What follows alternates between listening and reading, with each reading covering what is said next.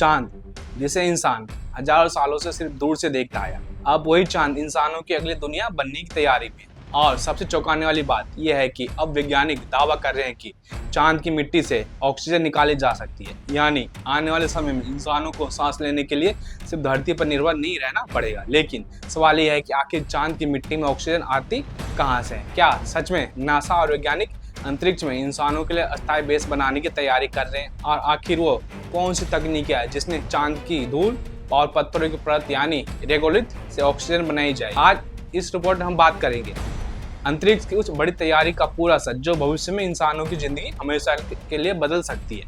Hello दोस्तों, मैं करण किशोर, आपका स्वागत है हमारे चैनल। आज फिर दुनिया की नज़र एक बार फिर चांद पर टिक चुकी है। अमेरिका, चीन, रूस, भारत और यूरोप, लगभग हर बड़ी एजेंसी अब चांद पर अपना मिशन तेज कर रही है। लेकिन इस बार मकसद सिर्फ एक झंडा गाड़ना नहीं, बल्कि चांद पर इंसानों के लिए रहने लायक सिस्टम तैयार करना है।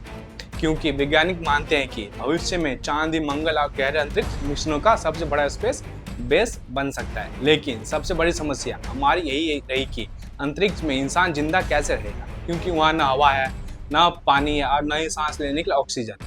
धरती से हर चीज अंतरिक्ष में भेजना बेहद महंगा पड़ता है।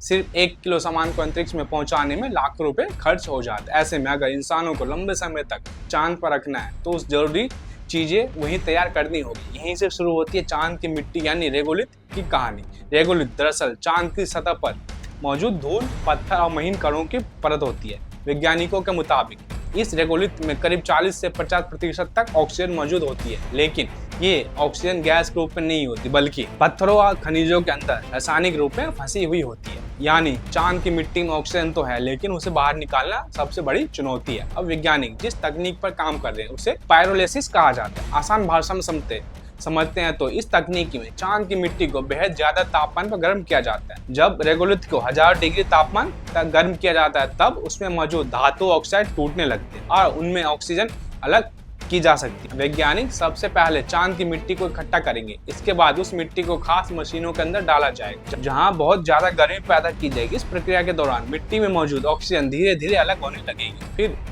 उस ऑक्सीजन को इकट्ठा करके इंसानों के सांस लेने, पानी बनाने, रॉकेट फ्यूल बनाने में इस्तेमाल किया जा सकता है। यानी सोचिए, भविष्य में चांद पर मौजूद मिट्टी ही इंसानों की सांसों का सहारा बन सकते हैं। यूरोपियन स्पेस एजेंसी यानी ESA और नासा दोनों इस तकनीक पर लगातार रिसर्च कर रहे हैं। वैज्ञानिकों ने पृथ्वी पर चांद जैसी मिट्टी बनाकर कई उपयोग भी किए। इन टेस्ट में ऑक्सीजन निकालने में सफलता मिलने के बाद अब उम्मीद और ज्यादा बढ़ गई कि आने वाले वर्षों में यह तकनीक सच में अंतरिक्ष मिशनों का भविष्य बदल सकती है। नासा का आर्टेमिस मिशन भी इसी बड़ी योजना का हिस्सा माना जा रहा है। लेकिन यहाँ सबसे बड़ा सवाल उठता है कि क्या इंसान सच में चांद पर रह पाएगा?